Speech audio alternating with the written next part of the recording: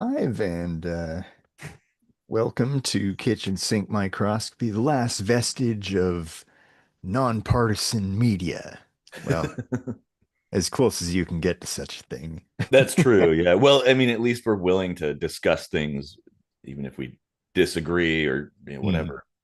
Yeah. Which, is going to be the topic of our discussion today is the polarization of media in general, just over the last few decades or so, I guess. Yeah. Yeah. And the There was a bias, time maybe. it used to be pretty humdrum stuff, like monotone delivery and just stating the facts, and now Mhm. there's all this emotion and adjectives and putting a spin on things, and Yeah.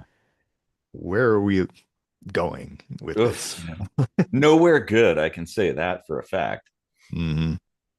I mean, there is sort of, I think, a trend with like independent media to be more unbiased, and and try to provide the the full picture essentially, and make corrections when necessary, things like that.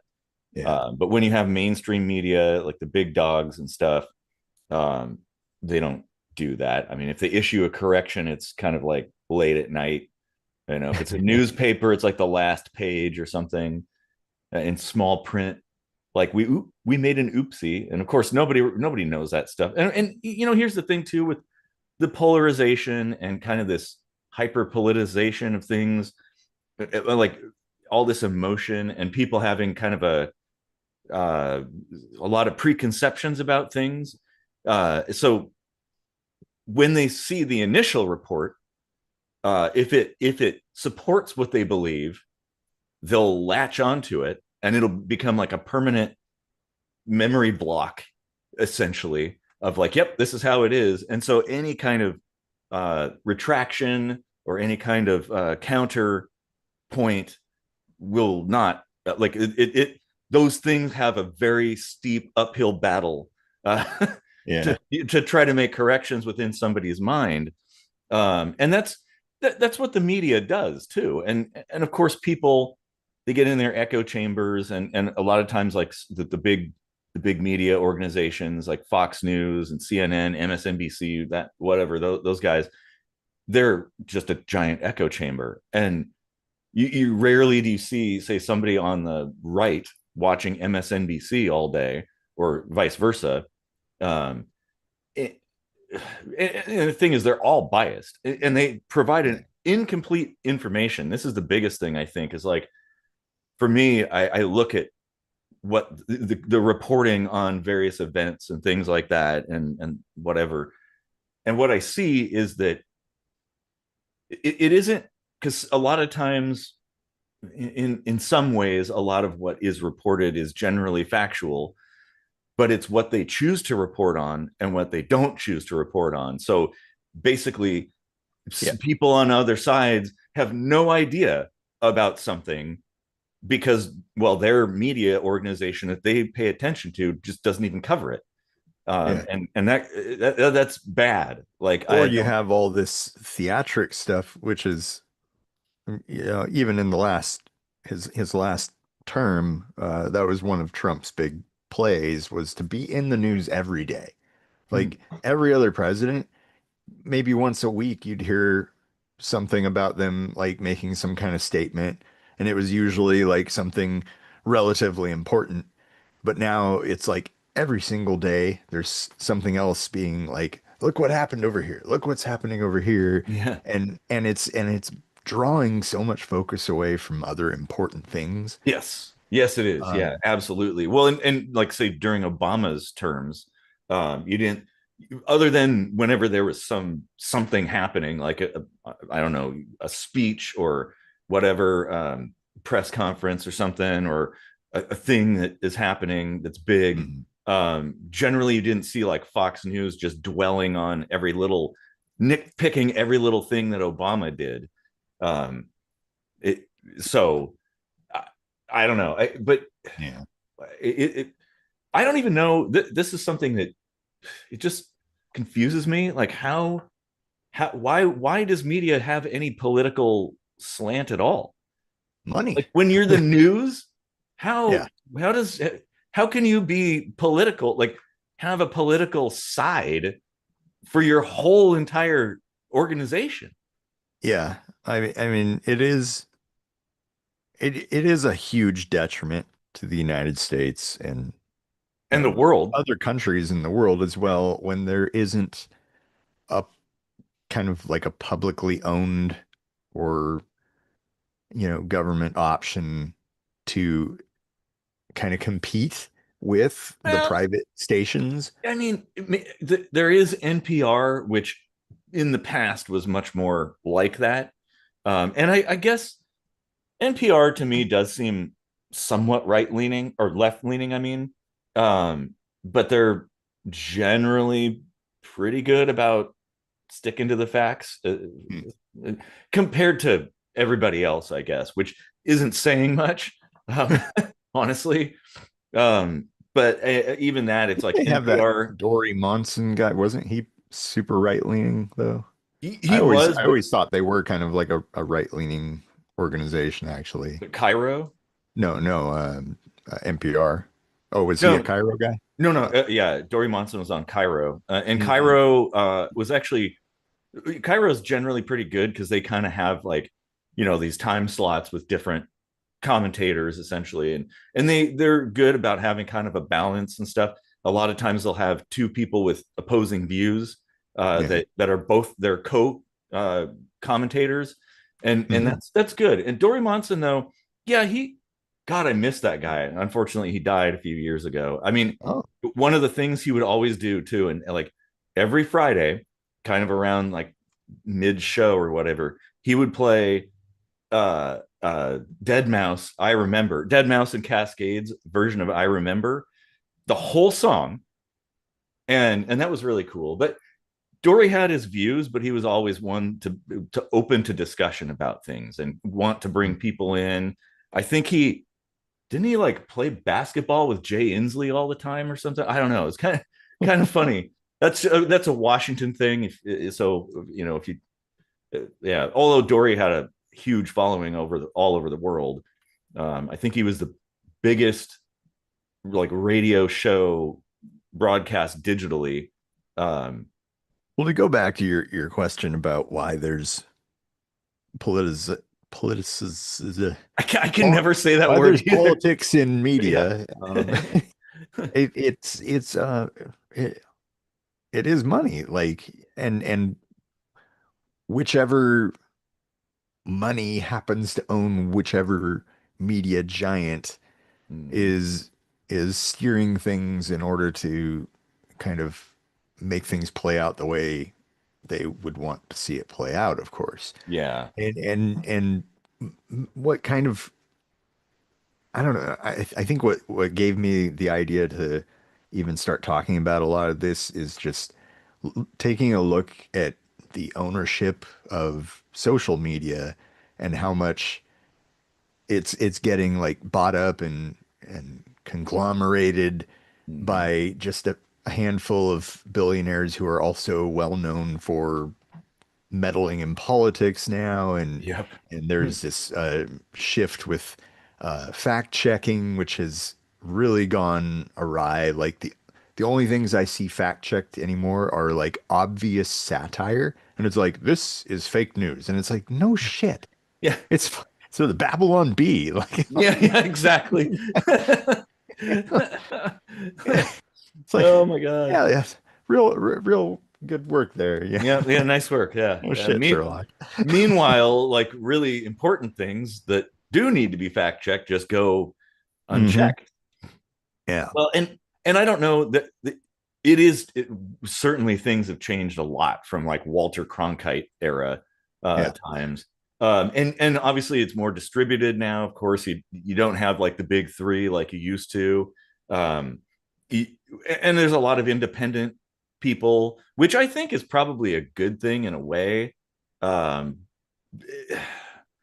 because they so to me so I might look at like some of the major news organizations and kind of listen or follow whatever they're reporting on, but at the same time then I go to these like smaller independent people who fill in the blanks, which I think everybody should do, Yeah. especially find somebody who find diametrically opposed viewpoints and how they're reporting on it, and analyze that, weigh that against what you think to be correct, and what the mainstream media is saying and things, because they they all lie. The mainstream media, like they're well known for stretching the truth, if not outright fabricating information. Yeah. And so that's like, you can't trust them. I don't trust them. And sometimes it's like, well, I don't even.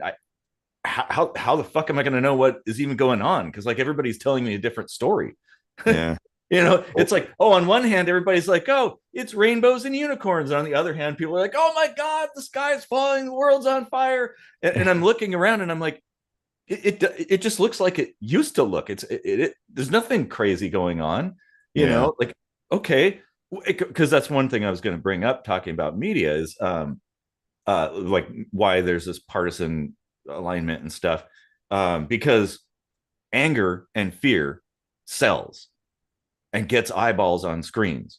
And Mm, one way to do that is with politics, because everybody's thinking like, basically there's this sort of notion, and I don't know exactly when this really began, that like who the president is or whoever is representatives is going to make or break the country. Like if it's this way, oh my God, it's the end of the world. And every yeah. both sides are saying the same thing too. That's the thing. So it's like, well, wait a minute.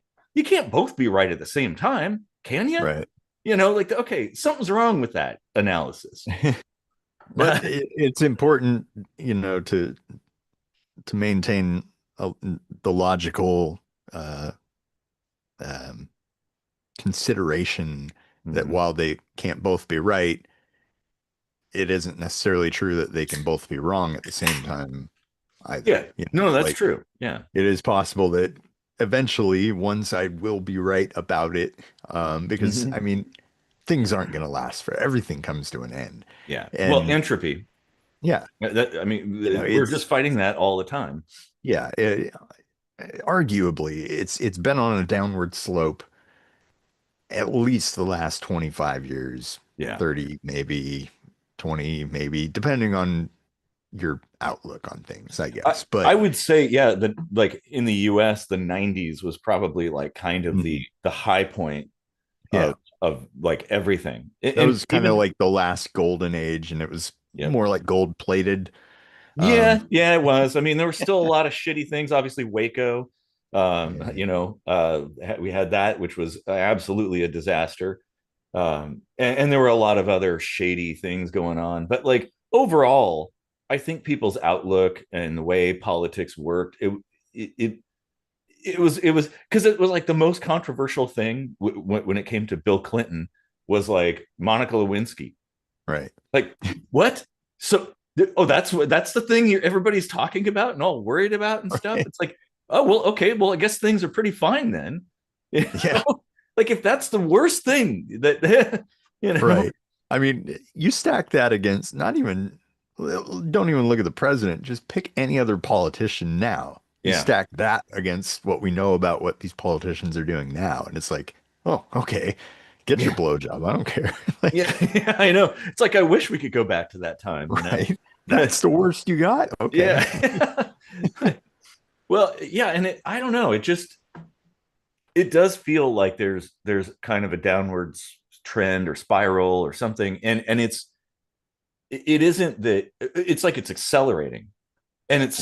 it's self fueling, because like people like it's basically riling people up. People get more riled up, and then the media sees that and they're like, well, hey, people watch when they get riled up, so let's make more of that.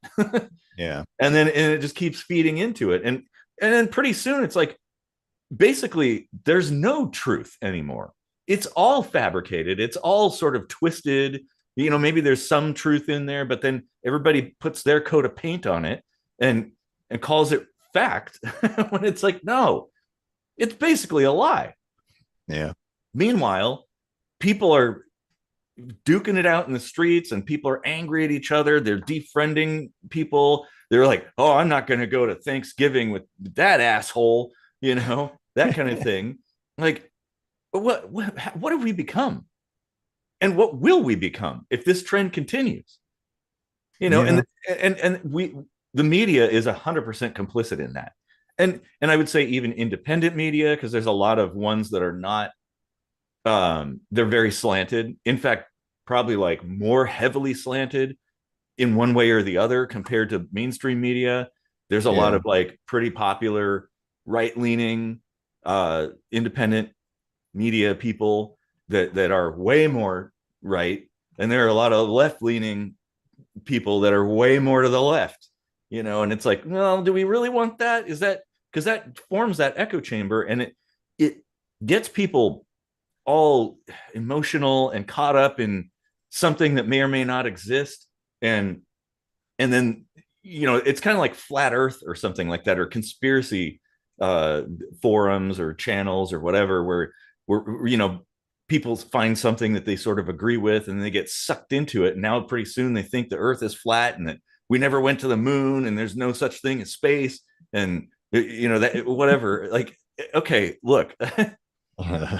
Before like, I well, and then of course it becomes a cult, because like as a lot of ex flat earthers, like after the final experiment where they went to Antarctica to see the 24-hour sun, they brought some flat earthers, and some flat earthers came with, and they changed their mind, and that changed the minds of other flat earthers, and they attempted to leave, but they were ostracized. Like, I mean, they were demonized essentially by the flat earth community, and shit talked all the time and stuff like that, and like somebody who used to be a friend of the community is now an absolute enemy. Um and that Yeah. happens with politics too, and media. Yeah. I mean, like, uh, as a general rule, I don't want people to take stuff like that too seriously. And, well, I, I don't know the right words for this exactly, but what I'm trying to say is that even if something is fabricated to elicit a reaction, that reaction is real, is very real, Mm-hmm. and it is very telling about people. So if seeing someone's true colors makes you think differently of them, it doesn't matter if it was because of politics or something. It's what you're actually reacting to is their value system, not their politics. Yeah. So Or don't let the divide uh be obfuscated by red and blue. mm, What you're actually reacting to is real stuff, and what's, you know, being insightful to all this hatred is, of course, masked in these two colors. But mm, you know, like, it, we are like, social media might be, you know, just the internet or anything, but we are real people and we are having real interactions. Yeah, yeah. there might be some bots and stuff, but you know, like, you don't go to the bar or grow up with a bot, you know. So if you get into a flame war with a bot, it's no skin off anybody's ass. Like, you know, you Yeah. forget about them the next day. But when you have a real life friend that you get into a disagreement with over whatever, Mm, and you find some kind of like moral dichotomy between their value system and your value system, you're well within your rights to disconnect or distance yourself from that person for your own mental health and well-being, you know? Like, well, and you shouldn't have to, because it's I mean, like you don't have to, but we haven't really grown up. It's basically the same as like back when we were kids, and it's like, oh yeah, the Transformers. I like Transformers. Well, I like the GoBots, and everybody's like, huh, the GoBots, and it's like it's the same shit. Like, honestly, it's just an opinion. It's a worldview or whatever, and hey, if you disagree, there's no reason, there's no emotion necessary, just on an opinion. Actions obviously are very different, but just simply believing something, hey, if you disagree, okay, well, you could simply disagree and just yeah, carry on, or you can have a conversation, attempt Politics to aren't change somebody's cartoons, mind. though. I mean, these are real world, real life No, but ramifications. I'm talking about like the simply not actions, just beliefs, like Yeah, your interest in things, the way you view things, what you like, what you dislike. A lot of this comes down to that in many ways, because the average person who I guess is in one camp or another or whatever, they just simply go to work, they watch sports, they eat food, they hang out, watch a movie, play a game or something. It's kind of just they're just doing their thing. They're not doing anything apart from, oh, this is what I believe. yeah. And that's fine. Like I don't see the problem with that. And if you want to change people's mind, that if you believe your way is the right way, then converse with them, make a compelling argument or something like that. And not just an argument of you're an idiot if you think this. No, prove it. Prove that Yeah. your way is the better way, and do it in a way that will convince people who don't believe that. And but of course people are too lazy to do that or whatever. I don't know why. It's sad. Well, um it is the power of the echo chamber, like they get their information from where it feels comfortable, yeah. and anything that challenges it, they just want to shut it down, Hmm. uh, and and that kind of ends conversation. Hmm. Like for all the great intents you might have in seeking to open up dialogue or continue conversation, you don't hold the monopoly on keeping that line of communication open. You're just Hmm. holding one end of it, you Yeah. know. So, uh, you know, that doesn't that doesn't mean you shouldn't ever be the one to let go of it. You Hmm. absolutely should know when you're just spinning your wheels. Yeah. Like I'm all for having conversations and open dialogue and challenging ideas and stuff, but for my own mental well-being, I have to know when a person is clearly not on the same level of openness as me and Hmm. just stop, you know? But sure, and actually that can be beneficial. I had a coworker back in the day who was a contrarian, um, Mm. and young, fresh out of college, thought he knew everything. Even though it's like when you talk to him, you realize, yeah, you are very green. You're a total noob, bro. Um, but I would have conversations. We'd get into these arguments about something, um, and I just state my case and stuff like that. And, we go back and forth and whatnot. And at some point it was like, okay, we're just running in a circle now. So I'd walk away. And then like a week later, there'd be another conversation about something where all of a sudden he now supports the thing that I was saying. Because it's like, and this is the thing. You got to give people time to think about it a little bit, and don't expect Yeah. to change somebody right now. Like this argument is everything. If I don't win an argument, not that you never win. Um, it's not. I mean, this isn't debate class or something like that. At the end. Yeah. Oh God. Yeah. Like all try just put little bits of seeds out there and see if they grow. And maybe just we always this is the thing, everybody also has to consider that maybe you're wrong. You yourself are wrong, and the person you're arguing with actually is correct, or maybe it's somewhere in the middle. And you always have to keep that in mind.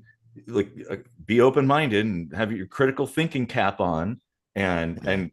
and and and really seriously think about it objectively. That's one of the problems too, is people have trouble separating emotion from logic, uh, and that's probably due to media and the way schools work and society operates and things like that. And that's really a tragedy because we Yeah. waste so much time just arguing. The And just emotion and logic divide is a very important one. And the other really important one, I think, right now is the inability to divide legality from morality mm-hmm. or ethics, Yeah. because that is really important to understand. Yeah. take immigration for example. That's one big flame war right now, right? Yeah. Illegals are getting free health care. And it's like, okay, well, that's not true. But if it were, why does that bother you? You know, like, you know, like Well, whether it's legal or not, like, why should a person be forced to be unhealthy because of where they were born? That's mhm. not really an ethical or moral uh, high ground, is it? You know, like, No, and I think maybe rather than work, like if you have a disagreement about something like that, rather than work at the top level, um, and say kind of like that, why not say, okay, well, how can we make can we figure out a way to make this operate where kind of everybody wins in some way? mm, Because like I'm an advocate for like the fair tax, which would essentially cover that. Because I think a lot of people don't like, because they're, like you said, it isn't like widespread, but certainly there's a lot of tax money that goes to people who come here illegally in one way or another, and people resent that. A lot of taxpayers resent that. Some support it. Um, but it's like, okay, well, fair enough. That's a good point. It's like, hey, I'm paying all this money in tax. I'm basically working an hour a day for free that goes to the government. I'd like it to be going somewhere that benefits me and my people, like my community or whoever. And if some of it's being frittered away, presumably, and for other things, that people who maybe aren't contributing, well, why don't we make them contribute? Like fair tax, it's a sales tax. Everybody working in the US, whether they're here legally or illegally, they buy shit. yeah, I So mean, there that's a you great go. point. Like, whether it's the fair tax or just making it easier for them to become legal and pay into That's the system, yes. like, Mhm. why not? Because then they're contributing to the economy, they're contributing to the taxes, they're lifting everything up. It's all Mhm. positive, all win-win. Yeah. And you know what? Like that's market competition. If everyone wants to come to the United States because of our policies and our tax laws and our, immigration, Economic opportunities. everything, like Yeah. then other countries are gonna start losing people, losing tax revenue, Yep. losing all of their everything, and then they're going to be like, shit, well, I guess we got to step up our game too, like Yeah. Well, nobody's seeing it this way. I think yeah, and that's where the conversation should go. And this is an example that can be carried over to pretty much any other disagreement. And so it's like, okay, well, I suppose one area that I would agree, if we have the things the way they are right now, one category, like, okay, we should vet people coming in so that we don't get a bunch of gang members, because that is sort of a thing that does happen, and it is kind of a problem. Okay, well, let's not let those in, but people who want to just work, like, it's not that big of a deal. And yeah, find out a way to correct the immigration process to make it a little bit easier, more friendly, user friendly, and stuff like that. And What's the and proof that that's happening? That they're not just recruiting people that live here already, or because I'm sure that well, happens too. no, the thing is, there's kind of, I wouldn't say it's like widespread, not like a Mhm. scourge or anything, but there's a Yep. substantial amount of people who are not legal citizens who have gang ties and do gang operations, and that's not That's all good. I driven don't. by prohibition, really. Yeah, yeah. I mean that's You just true. you make drugs legal and you've completely eradicated that problem. Exactly, and prostitution. And then at that Yeah. point, when it's on the up and up, it's very easy to figure out if there's any trafficking going on because it's in the light now. you Yeah. know like And you what wouldn't end up with some kind of drug epidemic because if you believe the propaganda, we already have that anyway.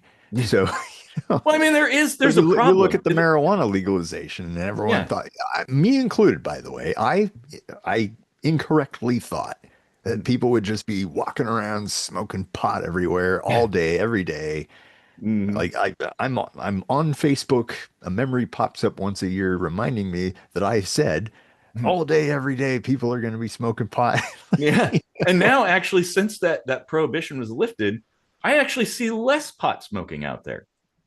Hmm. Like it just, or at least it hasn't changed in any significant way. It's like, Right. whatever. Maybe there And was a little uptick at first where everyone's like, yes, hey, this there is was a brand new, about super a cool. month. There's about a Yeah. month of party time. Yes, Yeah. I know that. I But saw a few things here and there, but then it kind of went back to normal, like yeah, and well, and I everything guess does. you can look to examples like Portugal. They decriminalized. They had a huge problem with, especially with heroin. They decriminalized everything and focused on treatment rather than law enforcement. And what do you Mm, know? Heroin use went down, like it was cut in half at least, and like crime went down. Things chilled out quite a bit.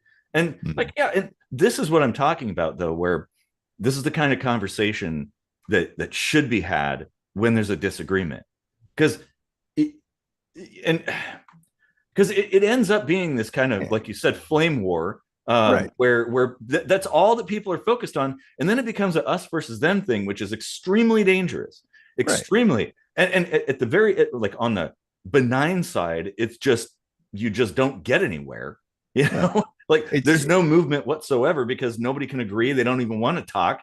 They don't want to make like any concessions.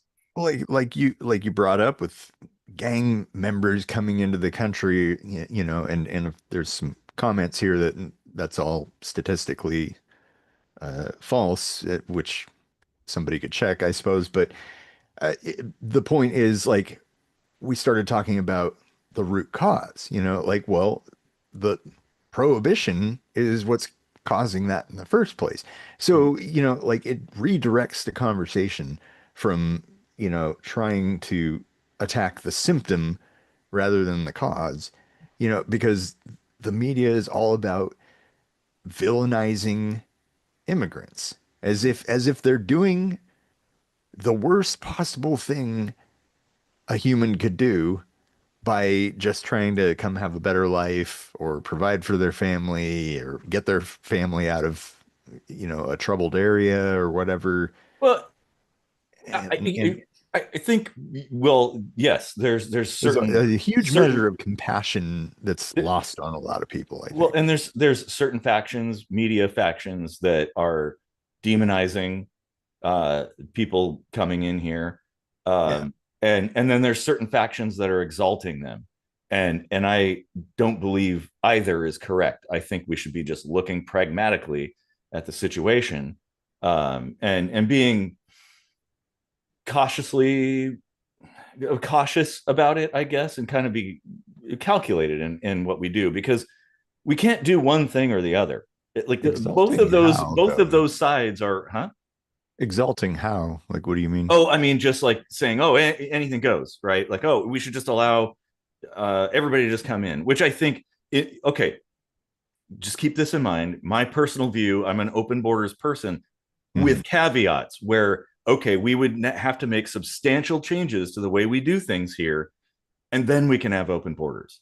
But that's that's a big that's a big project. Yeah. So it, but maybe there's a way of sort of, I guess my thought is there a way of sort of satisfying all sides to an extent? Because here's the thing, there's no way to get everything you want. That's expecting that is foolishness. It's like, that's dumb. There's no way that you're going to get that. So why don't we go for some kind of middle ground, something that like is good enough, right? Hmm. And that's sort of like an engineering thing. Yeah, sure, you could make the perfect car that gets really good gas mileage, never breaks, is like absolutely safe in an accident, where no matter what, if a semi truck hits you, you just walk away. But at what cost? And so engineers make compromises, and study the data when there's mistakes made, or things, faults and things like that, and try to improve things incrementally. And we should be doing that with everything. And like, you can have the goal, right? Of course, your goal is this thing, but understand that it isn't going to happen overnight. And the way that you believe that it should be done, or the process should be undertaken, may not be the correct way. So we Hmm. should be doing it a little bit, and we should be very careful about analyzing things and talking about things. And we need more engineers out there, I guess. That's really what I'm saying. Scientists and Well, engineers. to kind of bring things back to the polarized media, I think it would be great if there were more boots on the ground type independent journalists who would do things like undercover video experiments, like Mm-hmm. going in to uh your DSHS or whatever and trying to get some kind of benefits and saying like, I'm sorry, I don't have a social security number, and just show people you're not going to get jack shit. You will get zero benefit from other people's tax money, Well, and period. Like I'm you sure. cannot get any kind of benefit Well, whatsoever if it's you're not black and illegal. white. I'm sure there are people who can sneakily worm their way through. If And they're that intelligent, like, wouldn't they be doing something more effective than just getting I like scraping by on a well, pittance, yeah, but you could say that about con men. Why are they con men? Why aren't they like a billionaire inventor or something like that? I mean, Like, some well, con because men are like super fucking rich though, that's like true. You can make a lot of money doing that. But I mean, I guess it's like I don't like the idea of analyzing like things shouldn't be viewed through a black and white screen. that's not what I'm talking about. I'm talking about showing people the actual truth, like in real time, in like point of view. Like you can't get better journalism than giving someone an actual experience like that, Well, and I would Like say that no, I agree with basically anything. Anytime that there's some kind of conflict of information or it's fog of war sort of stuff, having people there, like video recordings of things, mm, capturing the reality of a situation, especially from multiple angles. It's like, okay, well, that's pretty hard to twist yeah. there. And that's one thing that like mainstream media and a lot of larger organizations, they don't really do. They'll only show you, they'll cherry pick things that support whatever narrative they want to spin. Oftentimes they won't give you like, oh, we're going to show this hour-long video start to finish of all this stuff so you can decide for yourself. No, they're going to show you a short clip, cut away at just the right time, do all that thing. I mean, they all do that. They all do it. And that isn't good. And that's why I'm saying we need to also, everybody, we shouldn't be looking to just the big dogs for information. Go to the more independent people, especially ones who try to be in the middle somewhere and try to give you a real picture, because they fill in the blanks. Like that's what I'm saying. There's always missing information, and that's one of the things that's very very I guess unfortunate about the human mind is in the absence of information, the mind will fill in the blanks. It will just make things up. And Mm, it all depends on whatever you believe that, because, okay, here's a good example. Ghost videos. I watch a lot of those. Like, and there's sometimes like EVPs, which is like basically a sound that gets picked up on a recording, but people don't hear it, or like a sound that's in the video recording or something, and they'll a lot of the ghost video shows and whatnot, they'll say, oh, look, see, it said this thing, it said murder, when it was just like, oh. It's like, okay, well, wait. And they'll even print murder on the screen or whatever. yep. And so your mind is, and like now you believe that that's murder. It isn't. It was just it was like somebody's shoe squeaking or something like that, or somebody breathing and whatnot. Like, okay.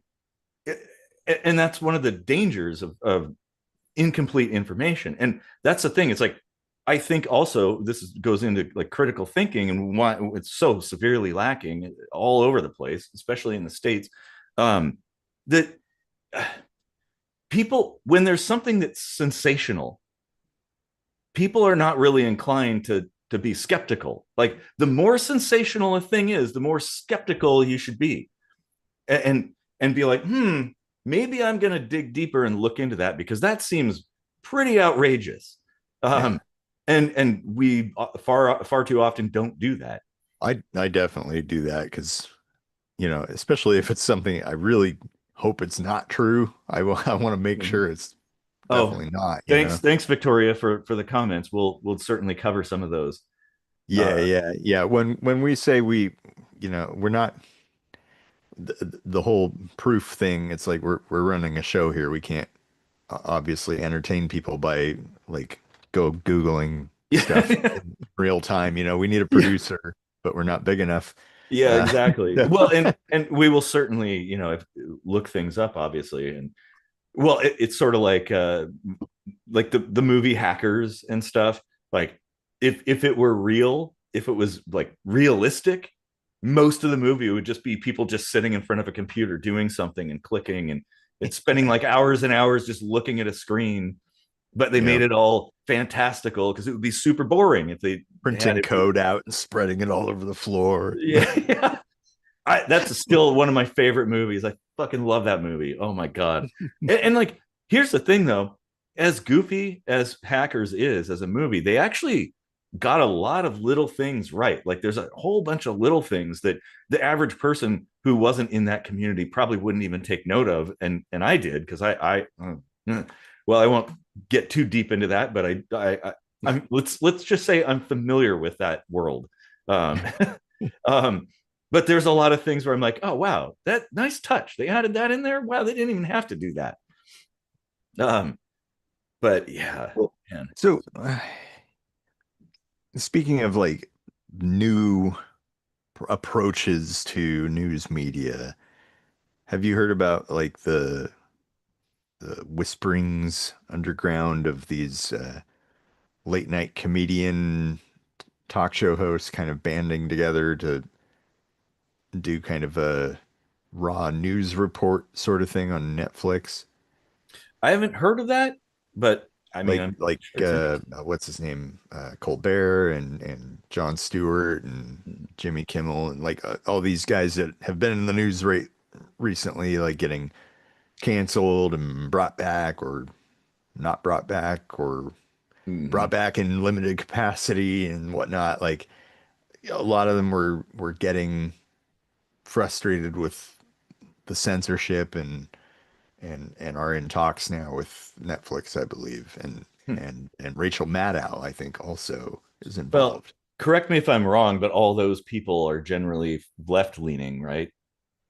So my guess, and now maybe I'm wrong. They could be completely objective people, um, but my guess is that they're going to put their coat of paint on the information, and and so it's like, well, I don't know, because again, The thing it's is, when you still, when you watch their show, though, it's not like they went off the air during Biden or Obama presidencies. Like but they weren't. they the point I'm trying to make is like there might be an element of refreshing um, clarity to their method of delivery because they tend to if you take away the bias angle of things, like of course humans have bias. Maybe Mhm. they are all left leaning, but what they are doing is reporting something as factually as possible and then adding a joke on at the end of it. Yeah, yeah. But what you're getting before the joke comes is like an actual piece of like raw, unfiltered data. And I mean, then like the spin comes later, but like whether there's a spin on something or not, if you've been handed the information in a clean way, it's still in your head, like yeah. I mean, I just Fox News was recently just discovered to have put up an AI video of a news anchor like having received a black eye from some gang activity in Portland or something. And well, like and she now blinked and all of a Jesus, sudden went from blue eyes to brown eyes or something. And it's the like, dude, the AI thing is a yeah, huge problem. We Um, should talk about that, like, because well, and like actually, no, this is actually very relevant to media. Um, because a lot of time, I mean, there have been many cases of an AI video being reported as a real thing. Like yeah. seriously, they're taking it serious when it's like, that's actually AI, and Hmm. some people can detect it, and obviously they didn't go and research it. And a lot of times too, media gets in for like these organizations, they get information, and they're so focused on being first to report on something, they don't bother to go back and check whether it's like truthful or not. Yeah. Um, and Well, and if that's you're just unfortunate. listening to it and not watching the video that comes along with it, you'll probably be fooled. Like Mm-hmm. if it's just white noise to you and you're like multitasking or something and you hear an AI created news report, the vocal stuff is pretty flawless at It's this point. getting very, and it will only get better. And that's the thing. Is like we've got to be very cautious. Yeah, there used to Um, be very inhuman inflections, mm-hmm. but they've gotten so good at that now. Oh But yeah, the visual stuff is still like way behind, like but oh, it's getting better. Like that's the thing. Like mm, wait until this same time next year, and it'll yeah, be very hard to distinguish between AI generated content and reality. yeah. Um, and that I don't know the solution to that, and maybe we need to figure out a way to maybe watermark stuff that's real in some way, like a camera that records something, and something's embedded in there that can be verified as like, yes, this came from this camera, not from some AI or whatever. Like I don't. We can obviously use AI to detect AI too, so there's that option. Um, so well, and that's that again, that's where it goes back to what I was saying is when the more sensational something seems, the more skeptical you ought to be because it like it, it Well, and people that use AI for news, AI just makes shit up randomly yes. Yes, all it the does. time. Oh, it And hallucinates. if you Yeah. call it out, it'll be like, oh yeah, you caught me. I was lying or I Mm-hmm. was wrong or whatever. And it's Mm-hmm. like, why didn't you just get it right the first time? You're a fucking computer, I know. Like, Yeah, exactly. Well, it comes down to the training, of course, so and like the it says a model. lot about like the human condition, doesn't it? That even a machine trained to have artificial intelligence just starts lying randomly. Like Oh man. maybe that's just a condition of intelligence is Well, I mean, yeah, maybe that's your indicator of when even a machine can have like a cognitive dissonance. yeah, Like exactly. whew, I know. there's a Oh lot. man, Struggle is real. I know. I wish there was a way. I would, you know, and you know, like you're saying, these late night people getting together. I actually respect Jon Stewart quite a bit.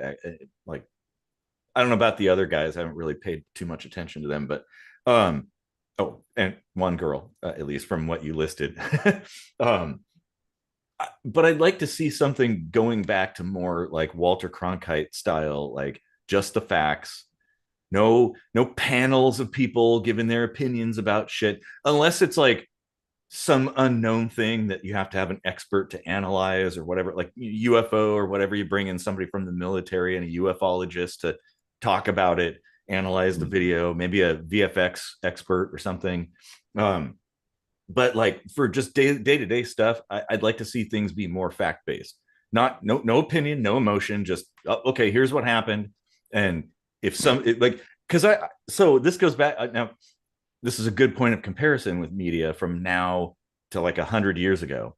Many years ago, I went into half price books and I bought a couple books, and I'm standing at the front counter there, checking out, and I see in the back, so behind the checkout counter, they have some of their more expensive things, and I saw this big ass book that was like super thick and huge, and I'm like, whoa. What is that? And they're like, oh, it's a bunch of newspapers from back in the day. And I'm like, can I see that? And Mm. so they took it out, and I set it down off to the side, and just had them hold my books, and I just started reading through it. This is like early 1900s or something, and I was amazed at how like fact based and boring the news was. there were obviously opinion sections that had more liveliness to them, but basically they just said, okay, this is what happened. Maybe they interviewed some people, and this is what these people said, and then this is what the police said or the fire department said about it, and well, that's it. Like, okay, wow, that's nice. I'd like to see more of that. Yeah. And because it's almost like a lot of these media organizations, you can detect this if you're uh, paying attention, that they're guiding your pattern of thought to a certain direction. That everything they're putting out is guiding the way Well, that you perceive a thing in a certain direction, and rather to than my just telling you, like giving you the raw video, the raw interviews, like this is what happened, here it is, and then that's it. Make up your own Mhm. mind, you know? Yeah. To my point about the comedy based news, Mm-hmm. uh, in a way, there is more facts presented to you in a lot of that because a lot of it is uh, like the jokes write themselves. Mm-hmm. Like all you have to do is present two facts. Like the president today said blah blah blah, and then they pull up something the president said a year ago, and it's like diametrically opposed to what they're saying now, and it's like, Oh, is this you? Like there's there's no spin on that. It's just two facts, and people like comedy is seeing like hypocrisy, yes. like Oh, you know, absolutely. And I and there's agree. plenty Now, of that now in something politics. like what you had mentioned is probably going to be a lot very one-sided, more critical of one side than the other or whatever. And that's fine. All right, as long as everybody's aware that that's the case. Um, I mean, if they're critical of all sides, then you can probably be like, all right, well, they're probably Which they fairly definitely are. unbiased. Like Um, funny is funny. well, and I do. There's a couple of YouTube channels that often point out the hypocrisy of politicians. Like, oh, here's what they said back in like, you know 2018, and then here's the clip of them saying totally the opposite today. Which Hmm. and this is prevalent throughout. Oh yeah. Everybody's a hypocrite up Yeah. there, and that needs to be pointed out. And I think, uh, Not but of that course there's they not don't. room for changing your mind, but typically, like if that's the case, you should also be owning up to that and being like, you know what, like I did say that. I have changed my mind, and here's why. Yeah. And when you do that, people might change their minds too, you know? Or at least respect you more. Yeah, That, yeah, like, at the okay, well, very you're not least. technically a hypocrite because you've justified your rationale behind now believing the opposite of what you Right. claimed to believe before. Right. That's Like what I important. said earlier, like I was on board with the idea that legalizing marijuana would lead to an increase in public marijuana use, and I Mm-hmm. was wrong. Like Yeah. if I was like, I never said that. I always knew it would go like this, like Mm-hmm. that's a typical politician stance. Yeah, yeah, and Why is that? Why? I well, Why then they can't they just be gaslight human? you and just like a bunch of circular, just babble, Yeah. just a whole bunch of word salad to avoid having to answer the question. It's like, no, just be real. I'd like to. I think people be much more respectful of Hmm. representatives and people in those positions if they were honest about things, just Yeah. straight up honest. Okay, yeah, maybe you lie about like little things to protect your family or whatever, something like that. But yeah, just own up to it. And that, because it's like, okay, here's the thing. You know how different it would have been, because we mentioned Monica Lewinsky and Bill Clinton before. Imagine how different public opinion would have been of Clinton if he, like, when they asked him about it, if he was like, well, yeah, I talked to my wife about it and we're cool now. That was kind of a mistake or whatever. And I apologize for that. Where To his we credit, he eventually came around to do that. No, but like on the from the outset, Yeah. Right. if, Yeah. if Yeah. like right there when he was like, I did not have sexual relations with that woman. Yeah. If instead of saying that, he was like, yeah, well, sorry, that was kind of a mistake. We've Hmm. worked it out. It's all good now, so don't worry about it. That would have diffused everything. Like, Yeah. oh, okay, well, but instead it became this like media shit show, you know, and Yeah. and it became this huge issue. But it's like, and of course he lost a lot of respect because people knew that he did it. There was a mountain of evidence to support that. And like, oh, now he's just lying about it and saying he didn't do it. But if he just owned up to it, think of the amount of respect people would have for him Yeah. at that point, because it isn't a crime, you know. Right. It's like it's a public opinion or something. But now he has that on his shoulders for the rest of his life, you know. I was about to say, yeah, why doesn't Trump just do that? But the things he did were actually crimes. Uh, like Well, he was actually convicted. I'm talking about allegedly. things he was actually convicted for. Okay, all right, but there's other things that have been Like speculated that have, like the E. Jean Carroll thing and the like the 34 felony counts for the the documents and all that stuff. Like these are actual things that he was convicted for. So like as far as the burden of proof goes, like you would just be an apologist if you were like, well, he might still be innocent, like, and that's the well, sad he is reality. he is a felon. That's the sad reality of politics, is that people, like, the system encourages you to lie rather than be honest. And Mm. that, I think, is probably one of the biggest things that needs to change. Is we need to reward honesty even when it means like losing face. um, Yeah. and then when there's hypocrisy or making shit up and lying, that should be looked down on, like judged to a much higher level. um, but it's sort of like people just kind of, I don't know what it is, but everybody's just kind of like, that's part for the course. That's just how it is, I guess. Every politician lies, I and mean, they're if all criminals. if you've got people fooled, like I'm not saying it's right to keep the lie going, but if you've got people fooled and your lie is working, of course you would see no reason to drop the lie. But Mm-hmm. here's the big but. If Mm-hmm. people are like, we are calling you out on your bullshit. We know it's a huge fucking lie, whatever. Release the Epstein files. We know you're in there, blah, blah, blah. Like, you're losing more face by keeping the lie up than you would if you would just own up to it and face the consequences. Because look at Bill Clinton. Like, he's even listed probably more than likely in the Mm-hmm. Epstein files. Oh yeah. But he owned up to that one mistake, and that automatically gives him more credibility as a human being, as a person who can admit his mistakes and move on from it.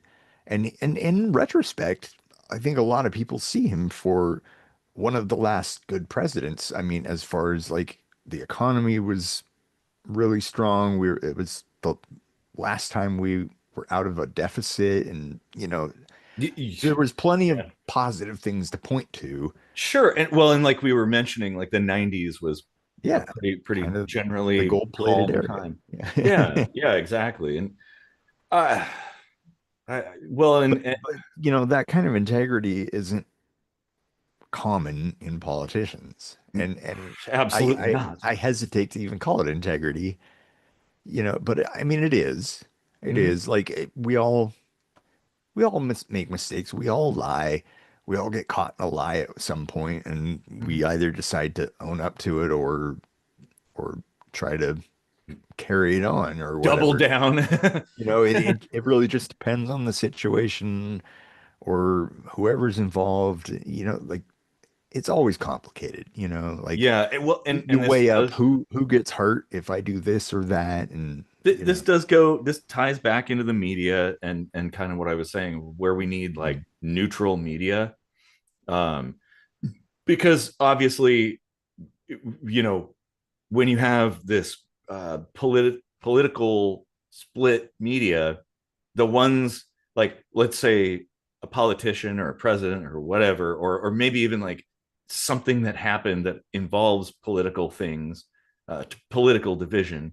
One side that's critical of those will be more critical, and maybe the side that isn't will be less inclined to be critical and even more inclined to just not talk about it, or just kind of like, we won't even report on that, or maybe it'll be like a late night thing that we'll cover here, and so nobody on that side even is aware of that, and it's Well, like, that's why the money is the problem. Like, and I see this right now with social media. Like, mm-hmm, there's a number of my friends that are like anti-Trump, and over time, like I think, you know what, I haven't seen a post from this person in a while, and I go to make sure they haven't like unfriended me for some reason, mm-hmm. and they haven't, and I go to their page, and there's a shit ton of posts that I'm just never seeing. They're effectively getting shadow banned, right?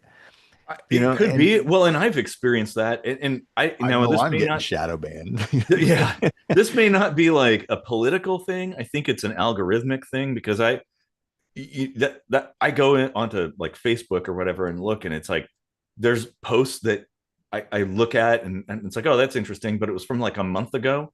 So it's like, what's the Yeah, point of even replying? And yeah, yeah, and I go and there's all this shit, not just political things, but just random stuff like, oh, we went to dinner here, we went to this theme park or something. And it's like, I never saw that. All I saw was like this old shit, like what the yeah, hell? What's the feed is all screwed up.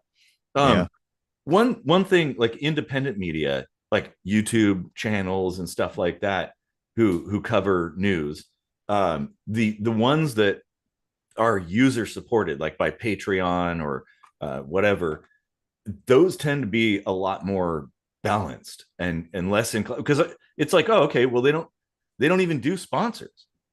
It's yeah, all just memberships essentially, that, and so it's like, okay, well, their interest then can be factual because there's no big corporation breathing down their neck to support one thing or another, or don't talk about that, like, yeah, and that I think is the future. I'd like to see a lot more of that. And also the nice thing too with that is you've got choices.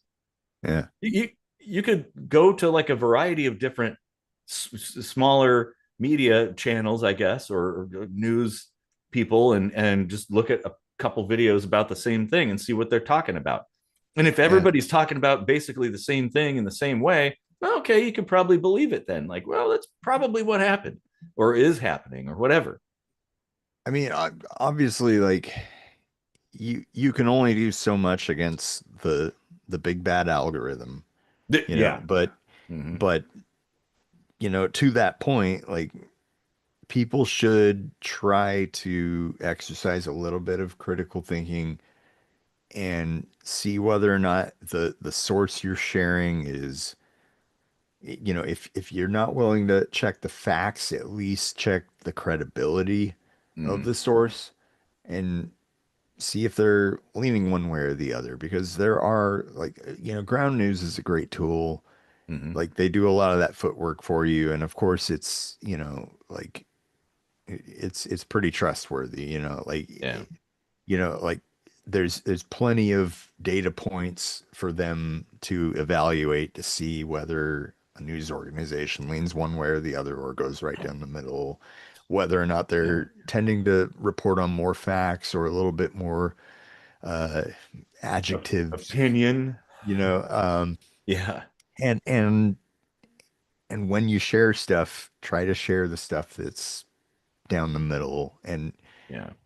just do your part to cut through the bullshit a little bit. Mm-hmm. It I guess if it's like a raw video, then you probably don't have to worry about it because, okay, well, yeah, somebody recorded that video and that's their perspective, so that I guess yeah, is but I mean, factual. I remember some years ago in Tacoma, there was a cop car that ran through a bunch of people in downtown Tacoma, Mm-hmm. and we were talking about it on the show, and you were like, there was a bunch of cell phone footage, and I think even dash cam footage, body Mm-hmm. cam footage, who knows? And you were like, oh, we need more angles. It's like, well, at what point do you say, like we have enough information, or enough vantage Yeah. points. Like where do you draw the line on I that? guess it depends on the circumstance, like what it is. If it's something kind of mild, then maybe it doesn't really matter that much. But if it's a big deal, then you probably want more. Um, it really depends. It's case by case basis, essentially. Mm. I mean, we should always be asking for more information if there is more information. And there are certain things Yeah. where it's like, okay, we only see this one perspective, so it's kind of hard to infer exactly what went on from just one perspective. If you even just two is a pretty good, like I mean, somewhere on the yeah, side or we had behind or whatever, we you had know? one video perspective of Rodney King, and a lot came of that, Yeah, and I you know. fast forward to like George Floyd or something, Well, and and like, then people are like, "Oh, we need more information." And it's like, well, you know what? We've got like actually a lot of eyewitnesses and video and like well, high quality close up video and stuff. And it's and like, that's fortunate now that things have changed in that regard. Cell phone cameras and body mhm. cams, dash cams and stuff, doorbell cameras. Yeah, the Rodney Um, King thing was the like such a stroke of luck. So that well, got that's what I was going to say. It just so you know, happened somebody, and that was or back when you had the the, shoulder the first VHS cameras. the first Narrows Bridge coming down. It's amazing. There's video of that. I know, I know, it's totally Think about crazy. when that happened. I know. Geez, galloping Gertie. Yeah, man, that's well, and that's where I think if you're amidst an incident that seems like probably this might be worth documenting, well, by all means, document it Hmm. as much as possible. And like we had been talking about earlier, we need more independent people, boots on the ground, just documenting stuff because Yeah. the media spins it their own way, and they're going to cherry pick things. But if you have the raw video and you were there and you had that perspective, that's yours. Yeah. Like, well, there you go. Here's a second view that tells a totally different story than what the media is trying to say. Um, but of course, one of the problems too is that that voice gets silenced by the algorithm and by being maybe a small content creator or whatever. Like it doesn't Yeah. get out there, and we need that to be more of a thing. I mean, we're a small content creator, but like the few people watching, just as a general thing, putting this out there. If you ever witness something and you happen to document it, we're more than happy to air that on our show or on Yeah. our channel for you. Even though we're small, a few thousand subscribers is maybe better than the few hundred friends on social media you have Yep. and the algorithm that's squashing it anyway. Like, Exactly. so, like we're we're here to help disseminate the closest thing, the closest semblance to truth that we can get, and Exactly. And I wish YouTube was like the old YouTube where you didn't have to censor certain things. yeah. Language you don't really need to censor, but like I don't know if somebody gets shot, that's problematic to post. So blur certain things I out. was surprised how much of Charlie Kirk getting shot was actually like disseminated in video, like Oof, dude, that's pretty that rare I actually it when you think is, about and it. it's very rare. And I would say like, yeah, maybe it's just because he was kind of a high profile person, kind of like Hmm. Kennedy, the Kennedy assassination, and some other assassination attempts and Yeah. stuff like Reagan. Um, that But I mean, like R. Bud Dwyer, like they tried to squish that a lot, and he yeah, was a politician, and like I who knows, but I would, oh boy, don't watch that video of Charlie Kirk, by the way. That's ugh. or R. Bud Dwyer, Yeah, good God, yeah. like uh, I kind of mean, even worse actually. Like, I know. Well, if you have morbid fascination with stuff like that, I suppose. But even then, it's like, oh man, that's not. Oh, and Jesus, actually, so there was a teacher. I can't remember where this was like in the news. So, um, take it with a grain of salt. but there was a teacher I think that got like on paid administrative leave because they showed on repeat Charlie Kirk's assassination to 10-year-old kids. Oh, geez. Like, okay, that's going to mess people up. That is, I would almost say that's criminal to do that. That's not something that you, but okay, if you're there and it happens, all right, well, whatever. But like these What kids, was what was the context? What was there I any think it report was on that? Like, it was I believe there was something like the particular teacher didn't like him and said he deserved it and showed the video over and over again, like multiple times to these kids, and the parents heard about it and oh boy, they were furious. oh, Uh, geez. as I would be too. It's like I don't care if you don't like the guy, like don't fucking show that video to my kid, you know? Like that Yeah. is not that isn't just like bang and somebody falls down. No, that's like horror movie level gore. Um, Yeah. Yeah. I mean, it wasn't so bloody, at least like the clips that, the you know, close up one it's like was 4 frames or something that get repeated. Um, and it's certainly not as bad as anything you'd see going to the movies. But no, that's true, but that's the reason why you wouldn't bring 10-year-old kids to see an R-rated movie, you yeah, know? Yeah, but even then it's but like it's okay, real, like it's it's real, real that and and yeah, that's because that's the impactful part. And yeah. like if whether or not his motives were exactly that, or to say like this is why you should have conversations instead of make political assumptions about people or something, like whatever the case may be, like that is definitely like something that you should probably have a conversation with the parents first. Yes. Um, Yes. Yeah, because absolutely. it is important Hmm. for children to like I have plenty of stuff burned into my brain from that age, Hmm. from the news or whatever.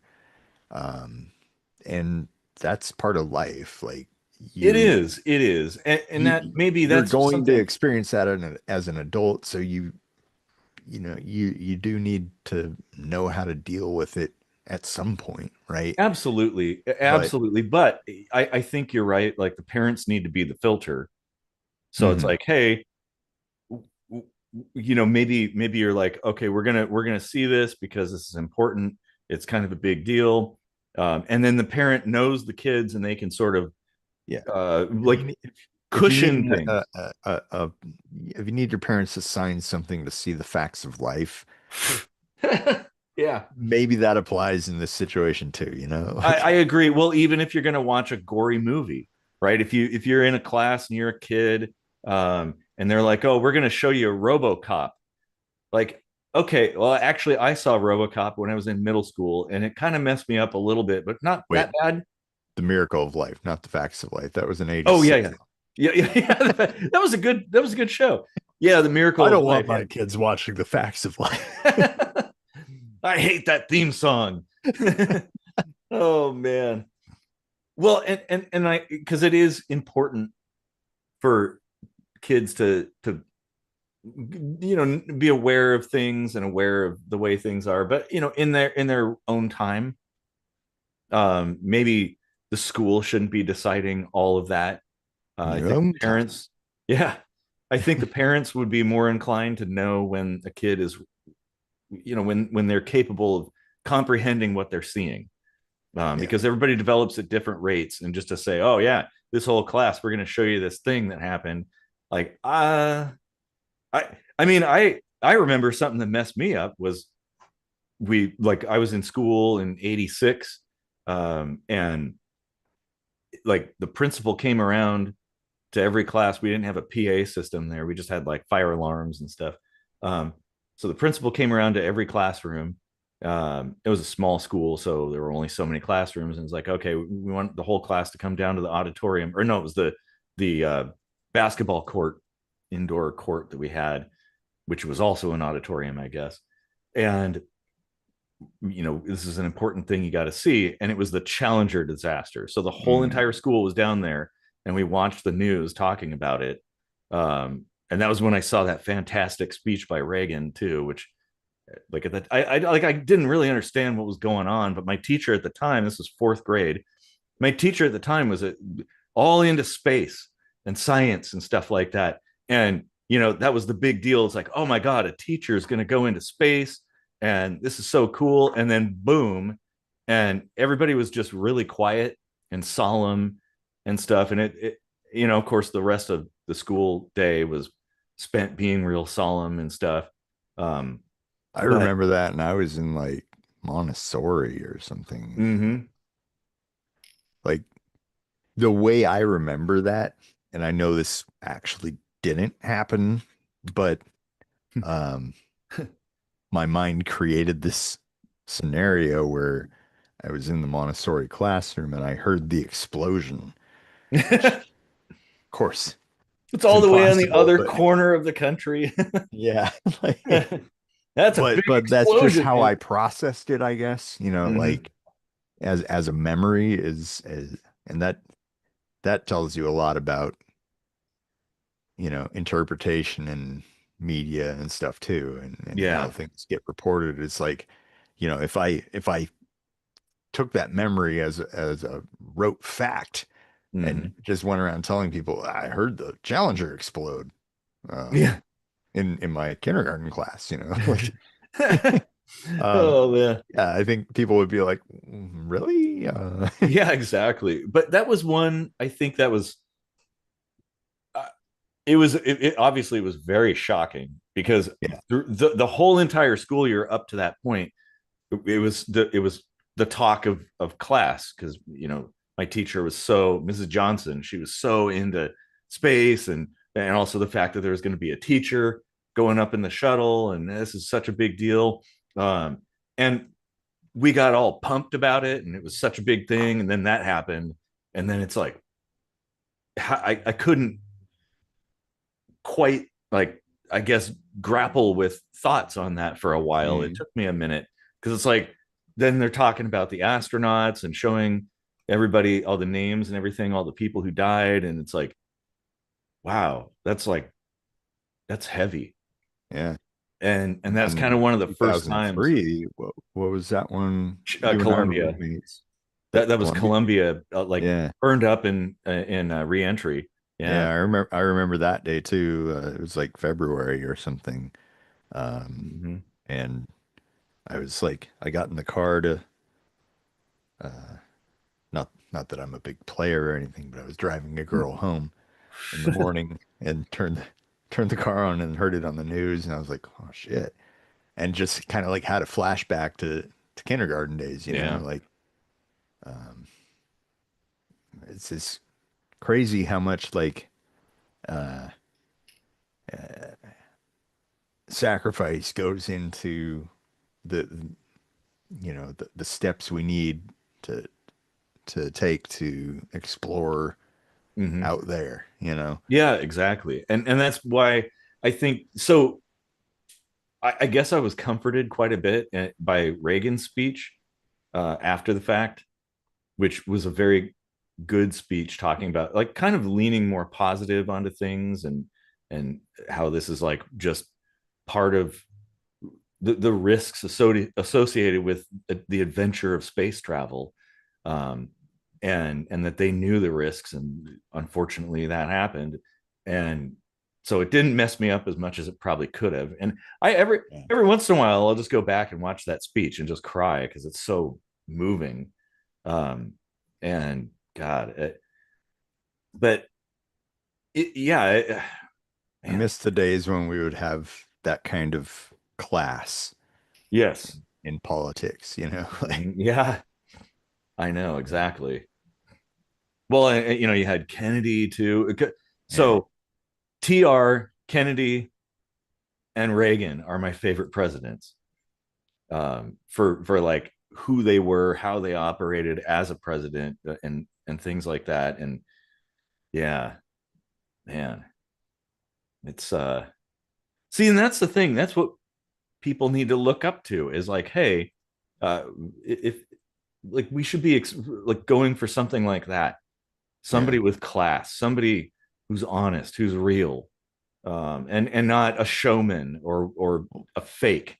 Much like Reagan, being governor of California and an actor at the beginning, Mm-hmm. Schwarzenegger is another Mm-hmm. politician or ex-politician, let's say, with a lot of class. Yeah, And if he wasn't born in Austria, man, I would vote for him for president, yeah, oh yeah, Like yeah.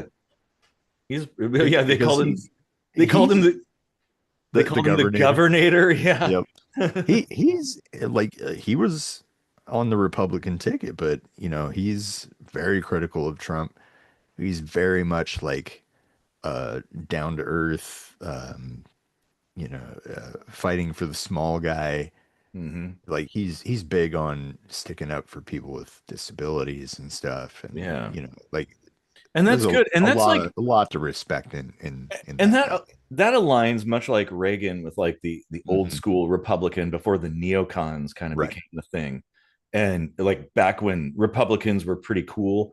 Hmm. And same thing with Kennedy. He's like the classic Democrat from Yep. back in the day, whereas you look at it now and it's a shit show. But both everything's a shit show. It's like we've like Kennedy devolved. was the turning point. Like Yeah. Mm-hmm. everything since then has been corruption, deceit, Yep. nothing but downhill slide, Yeah. and in both sides. And I think a lot of that was because that was the last time, not the first time, but the last time we had a Democrat president, Republican vice president. Yeah. And I'm, you know, in retrospect, I would say there's a very damn good chance that was a lot of the reason he was assassinated. Well, And there's then some. there was a shift in political power, and then ever since then, it's been completely dichotomous, you know? Yeah, actually, yeah. I wish that it would be a thing where you had to have Yeah. like a different president and vice president, and the vice president was able to do a little bit more. Well, and that's last week or the week before I was talking about how I was like, what we need a hard reset. We Hmm. need to learn from our mistakes. And one of those things was like, we should separate those offices as separately elected positions. None of this like, here's my running mate, here's who Yeah. you get stuck with if I die. Yep. Not up to Exactly. you at all, even Mhm. though theoretically the office of the presidency should be elected. Holy shit, dude! Just thinking of like G.W. Bush. Imagine if he was assassinated or died somehow, and Dick Cheney became president. God. Oh my god. Oh my god. I mean, he pretty much was president, but Well, I mean, and that's the thing. All these presidents since Kennedy seem to choose running mates that nobody wants mhm. so that they don't get shot. You know, Yeah. like like oh, you know what? Like the shitty president, but oh, can you imagine if the vice president took over? Oh, can you imagine if JD Vance, couch Yeah. fucker, was the Kamala president? Harris, like, oh yeah. Oh Jesus. I know, Ah, I know. Ugh.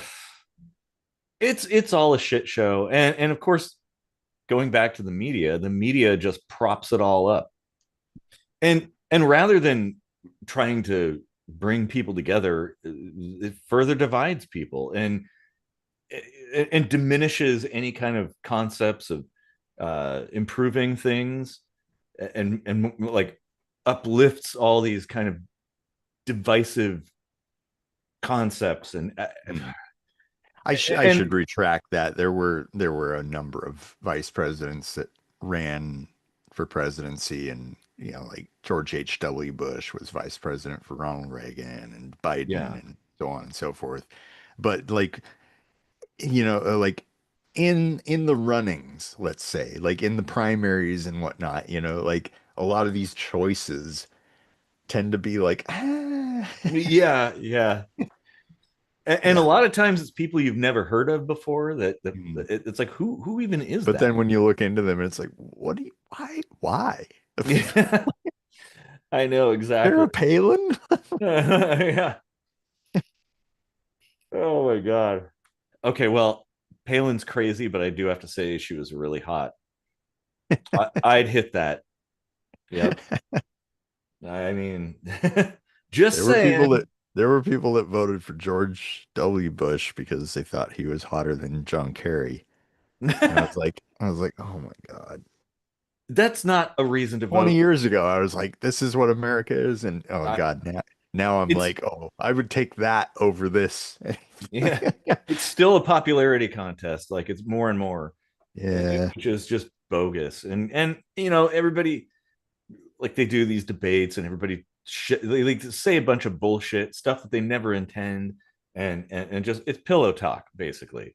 And Mm. they're like, oh yeah, if you marry me, I'm gonna do all this and do that and do this, and then that happens, and they're like, wife beater and sweatpants and sitting there on the couch drinking beer all day doing nothing. Yeah. Hey, but we actually do stuff. Yeah.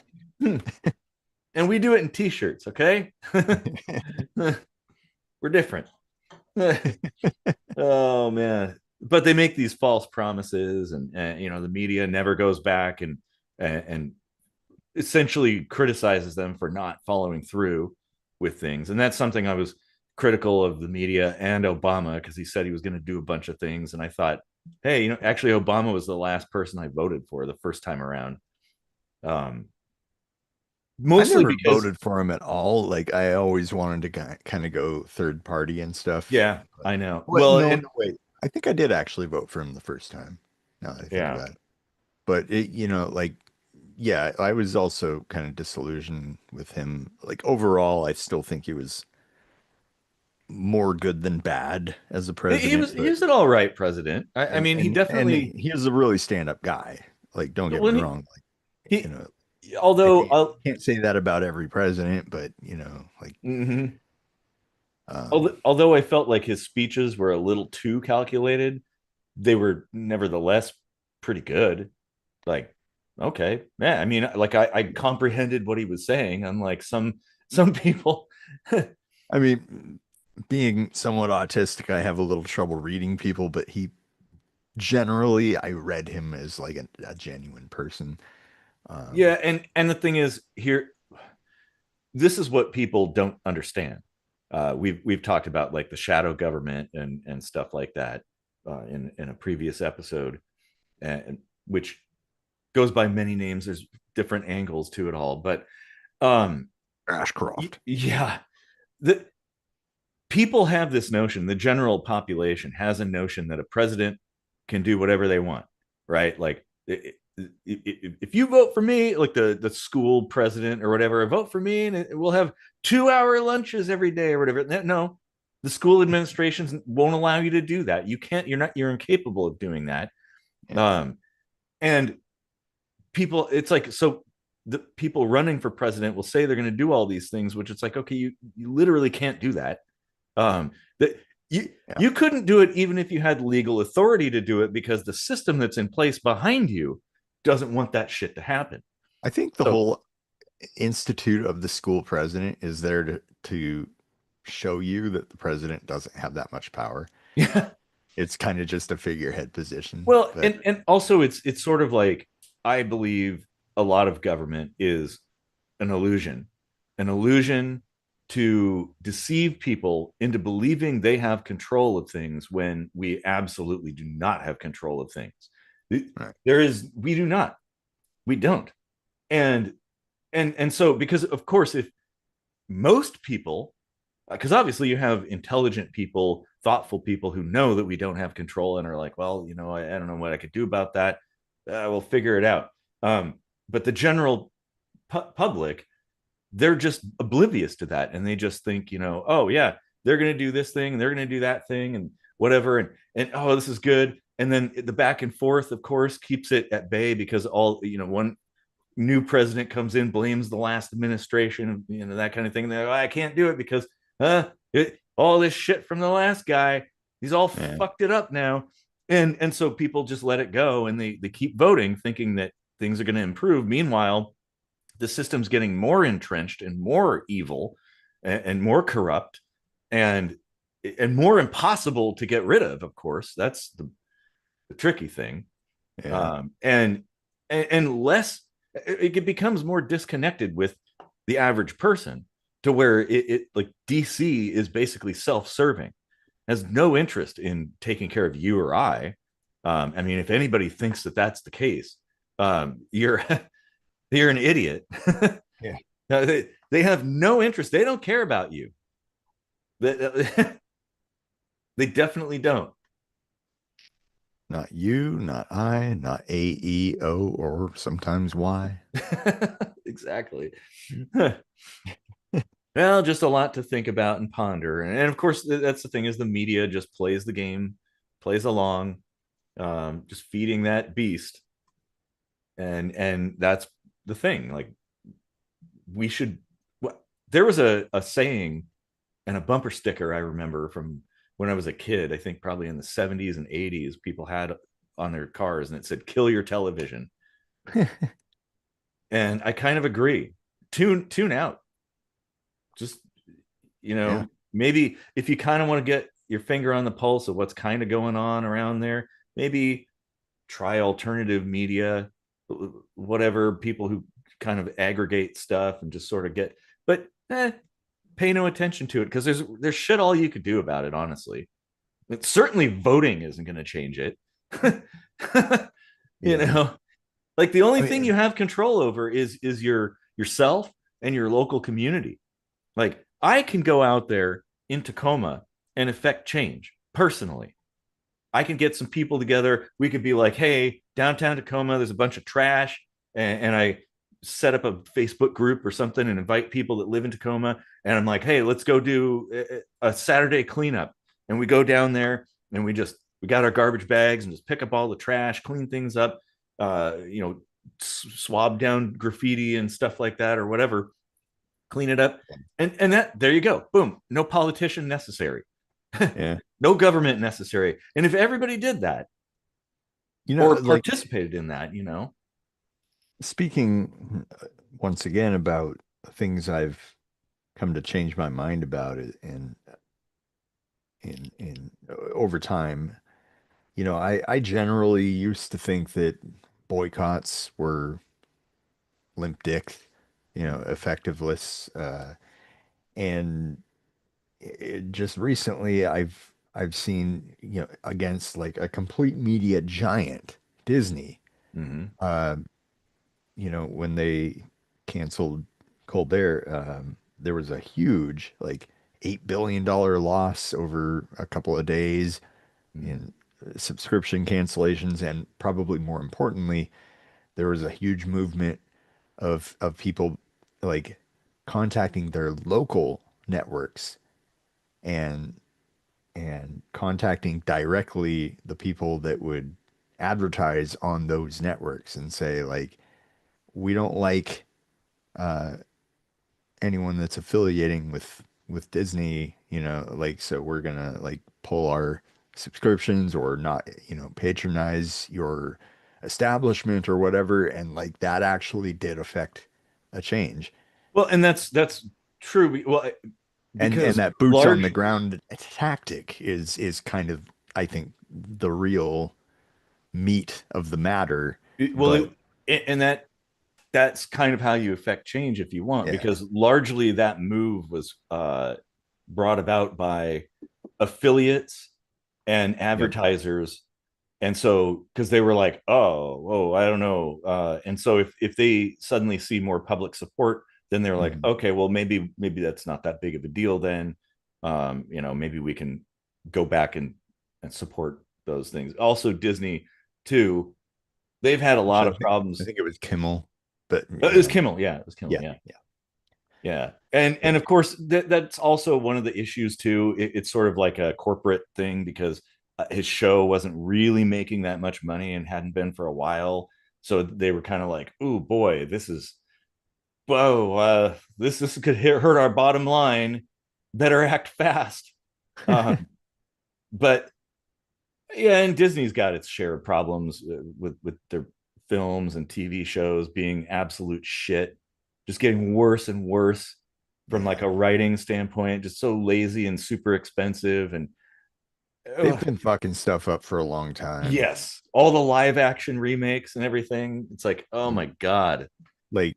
Like totally saturating Star Wars, Yeah, there's way too much Star Wars. like Way, way, way too yeah. much. Every now and then they have a win, but it's just like, who can keep up with all that shit? Like Yeah.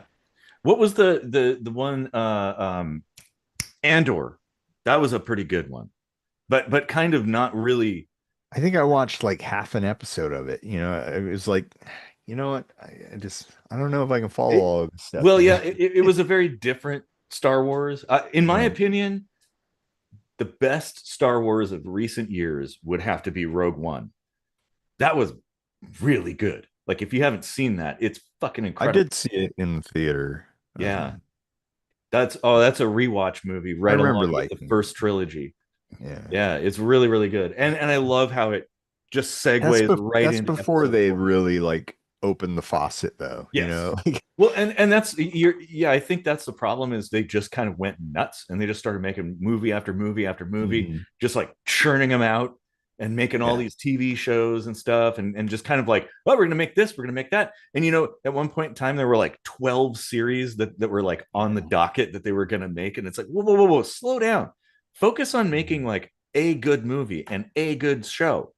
Yeah. Star Trek is the same thing. It's like there's too many fucking Star Treks going on. Like slow down, make one good one. Don't do like Yeah. three series at the same time. How can anybody keep up? Right. I mean, back in our youth, they had TNG and Deep Space Nine running at the same time, like overlapping a little bit. Yeah. And Voyager, I Voyager think, kind of overlapped started with in like season 7 of TNG, I think. I So I think there yeah. were 3 series for like a year, Mm-hmm. but Yeah. that was it. Well, one thing that they had though was they had the same general team of Yeah. people working on the show. So they were just flowing. Whereas now, with the stuff that's going on, they'll just like, no, I don't know. Hey, you guys in there in that bar, you guys want to make a TV show? And like they just kind of pick random people who have no connection whatsoever. And they're like, Meanwhile, some guys in a bar are like, let's make Star Trek continue. And then and Paramount's all like, no, yeah. no, no, no, no. Mm-hmm. I know. But that Wrong series. guys, wrong bar. Yeah. Well, I'm always critical of these companies who come down on fan productions because it's like, hey, when you see Star Trek continues, you, that is really good. That is better than TOS, on par quality wise with like TNG, but it's like the TOS universe. And they're like, oh yeah, yeah, we're gonna sue you over that. How about you sign a contract so they can keep making more because they're obviously really good at it, and there's money Seriously. in there. Uh, I really don't understand capitalism sometimes. It's this corporate world that's so detached from everything else, and this goes back to the media too, because of course most of the main media or like companies, all these different channels and stuff like that, they're all owned by these big corporations, and the big corporations have no interest in being factual or whatever. They're just like, we want to make money, and so Yeah. they're like, well, hey, a bunch of people got really angry or really scared and now they're tuning in, keep doing that. Yeah. Like That's exactly what I'm saying. Like, there has to be news that is detached from corporations, that's where detached from that's money. that's what I was saying too. It goes back to what I was saying, where if you had a YouTube channel, it's your subscribers, the Patreon people, the viewers pay you. That's pretty much the only way you can like make that work Yeah. correctly and keep out a lot of this corporate But shit. but I can understand how like there's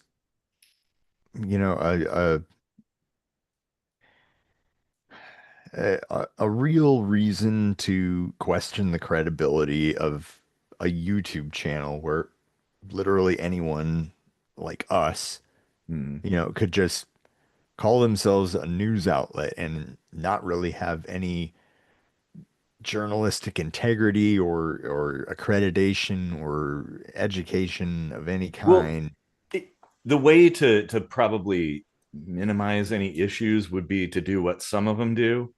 Generally, these are the ones that I watch, the ones that provide links to the data or whatever, or an article or two or whatever that this is based on, so you can look for yourself and see, which is something the mainstream media doesn't do. They Hmm. just state it as fact, and you're supposed to believe it.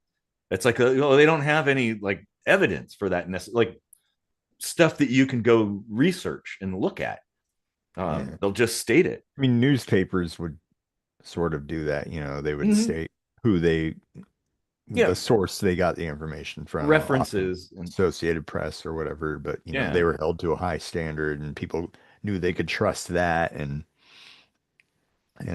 stuff like that. And we've lost that because that yeah, media has kind of gone extinct. yeah. I know it has, and it's all to, about to our clickbait. detriment, I think. Oh yeah, and it's all about clickbait and headlines and stuff now. It's like nobody. You remember back in the day, people used to get the newspaper and they'd sit in the morning and read articles and take their time flipping through the paper, maybe Mhm. throughout the day, even take it to work, read some opinion stuff and the funnies. You'd have that, um, and that nobody does that. It's like we're living in the TikTok era where people can only handle watching like 30 seconds of something before they lose interest. Yeah. And I like mean, as a time waster goes, it's not all that different. Like I remember, reading the newspaper probably as much out of the day as I read Facebook or whatever now, yeah, like I would definitely like engulf in that and there's arguments to be made for, like Facebook definitely has a more global potential sure. than a local newspaper did 30 years ago or something. Yeah, exactly. Well, and that's But the integrity, yeah, I know. it's a trade-off. And I think that's something that we should be encouraging people to think about more, is to Yeah. be critical of the media as much as we're critical of anything else. That like, hey, we should be expecting higher standards. We should be expecting better information. If there's like, okay, yeah, if you're watching on TV, they can't provide like a link to something. But if there's like CNN or Fox and they're talking about stuff and there is some data that you can research, there should be like in the description, there should be a list of links to things so you can like verify that what they're saying is correct or whatever, or Yeah. dig a little deeper. But they don't do that, and nobody wants to do that, and it's really sad. It's like we've lost something over the years, the critical thinking, for first and foremost, in my opinion. People should take a page out of the playbook of this Disney thing and apply that to the Fox News, to the CNN, Mm-hmm. to all these bullshit media organizations out there, Mm-hmm. uh, filling us up with quote unquote news that's completely spun in one political direction or the other. And well, I don't know, maybe MSNBC is probably worse than CNN. They I are. guess. CNN has got, CNN's fairly in the middle, a little yeah, left, but little left, but they they do a decent job yeah, for they the have a most lot part. of guests from the right and Mm-hmm. and Yeah, not so many like opinion pieces and stuff. But yeah, in general, what I'm talking about is like go to your local advertisers and say, you know what, like I don't want to associate with your product if you're supporting this bullshit, you yeah. know, Mm-hmm. whatever side it might be on. And Both sides. absolutely. Like do yourself a favor and do the exact same treatment for the side you don't agree with and the side you do agree with. Yes, And yes, and say, because we you know what, want. like I want something down the middle. But when, and ultimately, I think what I would like everybody to want is the truth. whatever is as close to the truth as we can get. Mm. That's important, and not things that just feed into your biases, but like actual facts, truth, the reality of things, unfiltered by politics and corporations and bullshit like that, and advertisers. Um, Ashcroft. yeah, well, and a trend that I've seen, and certainly because we had talked about how I was flipping back when we were roommates, and I was flipping through channels, and I came across, like, I landed on Fox News, and there was this lady, like a the Lori do.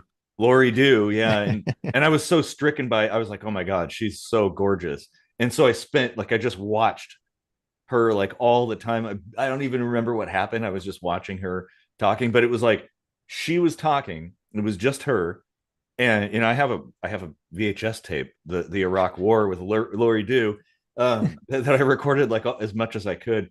But back then, this was 2003. You had just kind of an individual, and then they'd show you video clips. They'd kind of report on what's going on, and that was it. Nowadays, it's gotten more and more to panels. So, Yeah. and there's a blurred line between facts and opinion too. Like, there's a lot of like injecting thoughts into something that is otherwise just a thing that's happening, more and more, and it's getting amplified, and it's And I like, mean, that's what we do, but there's a place for both, like well, exactly, like and that's like like, news should just be straight one-on-one delivery, yeah, but then you should have your uh, opinions being aired and challenged, yeah. but actually challenged. Mm-hmm. Well, the Like, place for panels is to like discuss ex post facto.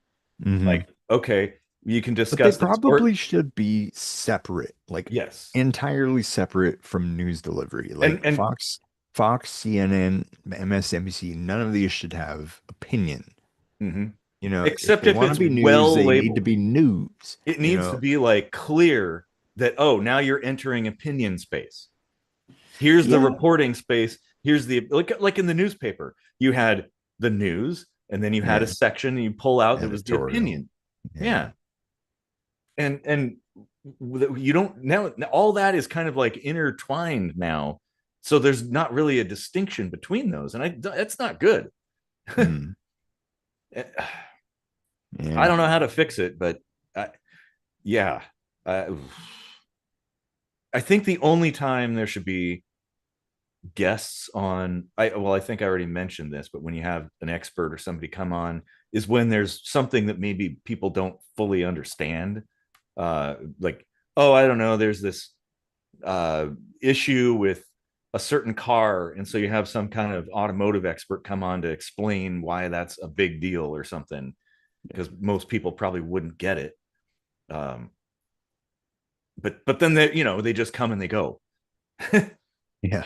That, you don't need this four-way split with everybody yelling at each other and stuff. Like, what purpose does that serve?